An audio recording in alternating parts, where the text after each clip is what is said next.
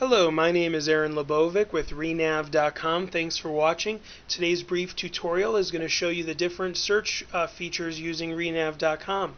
So you can see here I'm not logged into the system, and I'm going to go to the statistics page that's here in the center, that link, and it shows me of the 19 counties we're tracking, here's 16 of them, how many notices of election and demand were filed this time last year versus how many new foreclosure filings or NED filings were filed this time this year.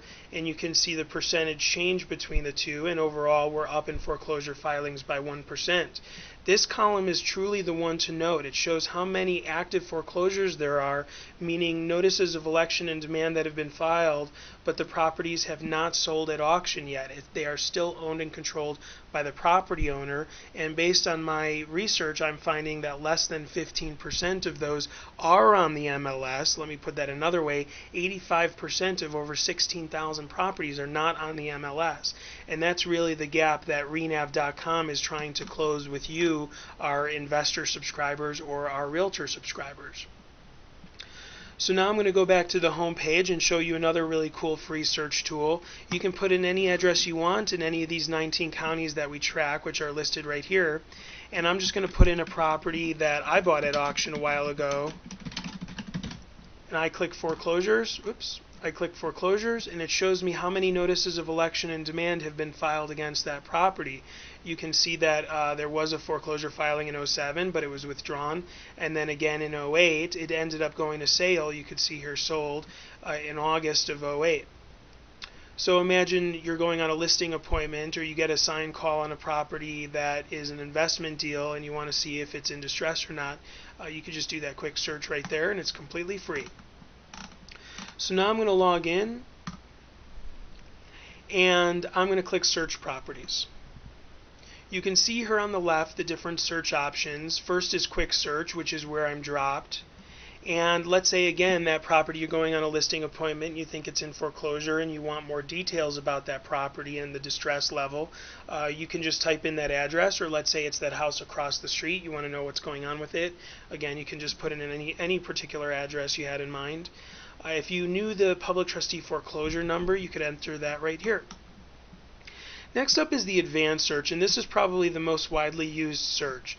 So imagine you wanted to fine-tune a search based on the exact criteria that appeals to you, whether you're a broker looking for short sale leads or you're a broker looking for properties with equity in it. You can use this system, this search for that. If you're an investor, same thing. You want properties with equity in it. You want to search for multi-unit properties. You might use this advanced search. So you can do it first by map. If you want to highlight a certain area on a map, you could do that.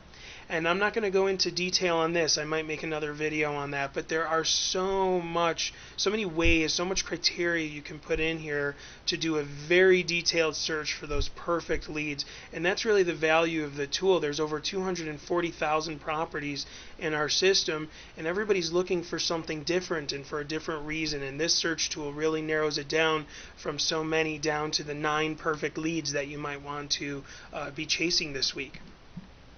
Next up is current auctions. This is for our pre-sale bid auction, pre-sale bid add-on customers. It's just an extra small fee to get access to this page, and what it shows is this week's auction cycle. So in this case, what we're showing are properties that sold at auction last week, which ones received bids, and which ones actually went to sale, which ones went back to the bank, versus which ones were bought by third-party bidders. In this case, there were probably 6 investors. That's mostly who's buying at the foreclosure auction. There were 6 properties that sold at auction and got bought by third-party bidders. You can click that link, see which ones, who bought it, how much they paid for it, maybe make offers to them.